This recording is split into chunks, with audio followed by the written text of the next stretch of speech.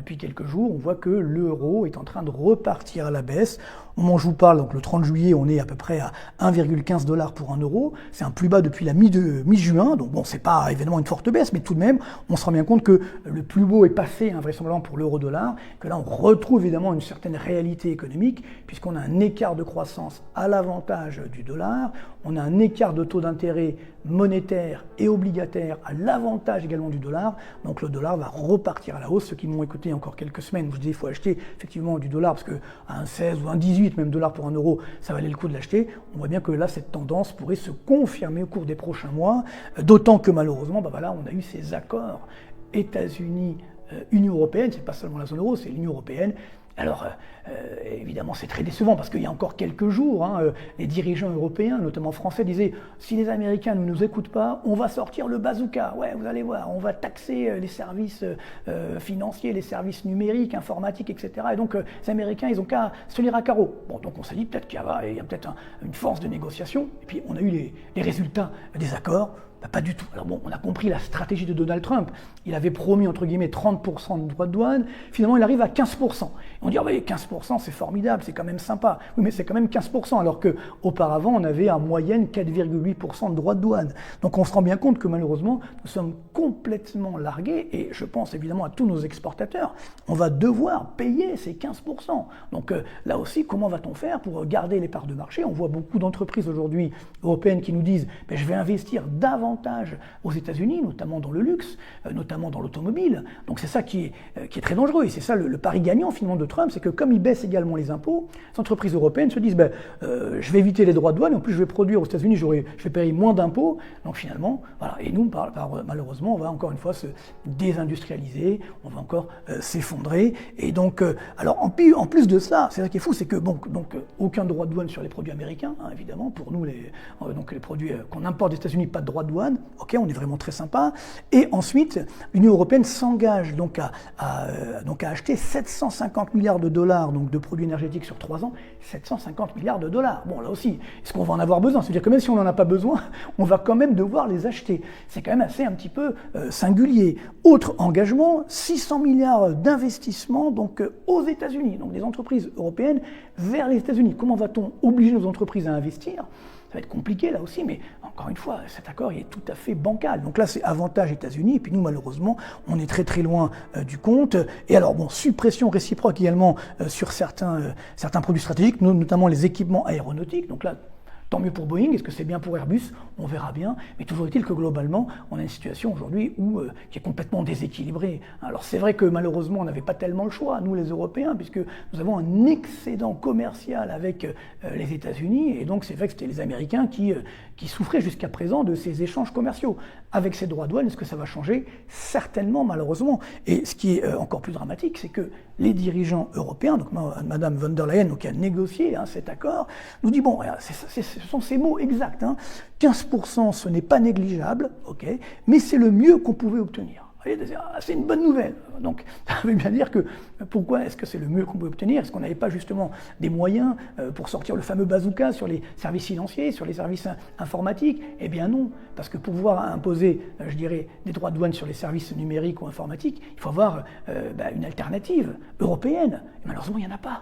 Il n'y a pas de GAFAM européen, il n'y a pas évidemment de service du numérique assez développé. Donc c'est ça qui est fou, c'est qu'on a soi-disant menacé d'un bazooka que nous n'avions pas. Ou alors il n'y avait pas de munitions dans le bazooka, donc ce qui revient au même. Ce qui veut dire que tout ça, cet accord évidemment complètement déséquilibré est le résultat de décennies d'erreurs stratégiques. On a insuffisamment innové, insuffisamment investi. Et donc finalement, voilà, aujourd'hui, l'Union européenne, donc à 27, on voit bien qu'il n'y a pas eu d'accord et on est obligé finalement de s'adapter et de se satisfaire de ces accords qui sont évidemment particulièrement dangereux pour nous, évidemment. Et je vous rappelle encore une fois que jusqu'à présent, les droits de douane, c'était donc avant l'élection de Trump, parce qu'ils avaient un petit peu augmenté ces derniers mois, c'était seulement 4,8% en moyenne. Donc inévitablement, ça veut dire que là aussi, l'oncle Sam va récupérer donc des recettes fiscales de notre part, évidemment, et parallèlement, on va également avoir des défis difficulté pour exporter davantage aux États-Unis, et c'est ça qui est très dangereux. Alors je rappelle les chiffres, on a à peu près, alors ça dépend les origines, les sources, hein, mais on a autour des 150 milliards d'euros donc d'excédent commercial, c'est-à-dire biens et services avec les États-Unis. On est à plus de 200 milliards d'excédents sur les biens, et évidemment comme les Américains sont excédentaires sur les services, ça réduit un petit peu donc notre excédent donc global, biens et services, 150 milliards d'euros. C'est quand même 20% de nos exportations qui vont vers les États-Unis, pour nous donc l'Union européenne, et ça veut dire 7% du PIB, donc ce n'est pas négligeable. C'est sûr que finalement on s'accorde sur ces 15%, mais c'est quand même 7% de notre PIB qui va être concerné, donc qui va être affecté. Donc ça va évidemment réduire notre croissance.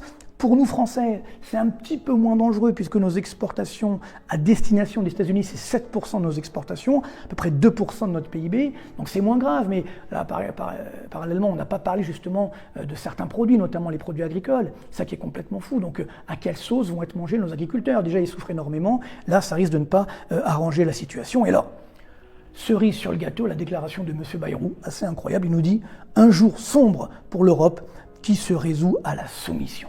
Alors là, c'est assez fort parce qu'on a l'impression que M. Bayrou n'est pas dirigeant de la France et que la France n'est pas dans l'Union européenne. Attendez, comment peut-on nous dire on n'est pas content de cet accord, mais on l'a quand même fait? Donc ça pose quand même un problème justement de la place de la France au sein de l'Union européenne. La France n'a donc plus son mot à dire. Pourquoi? Eh bien parce qu'on l'a souvent dit ici, nous avons des déficits publics énormes, nous sommes le cancre de la zone euro en termes de finances publiques. On l'a dit encore la semaine dernière sur notre vidéo, donc n'hésitez pas à la regarder. Donc c'est ce qui fait que malheureusement, on n'a plus encore une fois notre mot à dire et nous ne sommes plus crédibles. Donc on ne peut plus évidemment imposer notre voix et c'est ça qui est très dangereux. Donc ces accords, ce sont à la fois, je dirais, un échec pour l'Union européenne et c'est aussi un aveu de faiblesse pour la France malheureusement.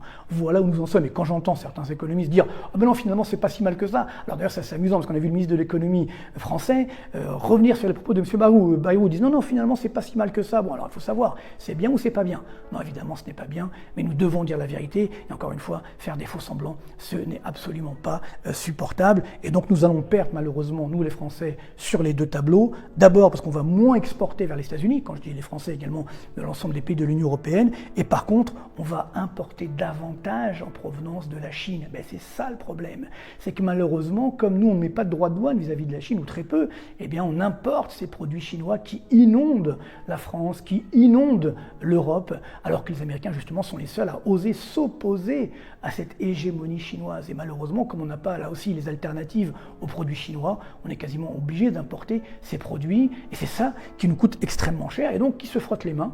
La Chine, évidemment, qui a généré au cours des 12 derniers mois, un excédent commercial de 1142,7 milliards de dollars. Rendez-vous compte, c'est énorme, évidemment. Donc on s'était dit, ces accords, ces droits de douane, ils vont affecter la Chine. En fait, sinon, la Chine en profite. Oui, parce qu'elle va moins exporter vers les États-Unis, mais exporter davantage vers les pays, justement, qui laissent entrer ces produits facilement, notamment la France, notamment l'Europe. Je rappelle que sur les 12 derniers mois, on a eu un déficit bilatéral France-Chine de 50 milliards d'euros, donc de déficit, donc de la France vis-à-vis de la Chine. Donc voilà, c'est ça qui est dramatique, c'est que malheureusement, on le voit bien sur l'agriculture par exemple, on oblige nos agriculteurs à respecter des normes assez draconiennes, et par contre on importe des produits agricoles qui ne respectent pas ces normes. Donc ça n'a pas de sens, c'est ce que j'appelle le mourir guéri. Ah oui, nous on respecte toutes les règles, mais on est mort, donc ça ne sert à rien évidemment. C'est ça qui est très dangereux, il faut retrouver le chemin du bon sens, le chemin du pragmatisme, sinon évidemment ça sera particulièrement dramatique pour nous. Donc c'est ça le vrai enjeu, c'est qu'aujourd'hui, que ce soit en termes de récession, en termes de droits de douane, la France, l'Europe, nous sommes les dindons de la farce malheureusement, et personne ne réagit.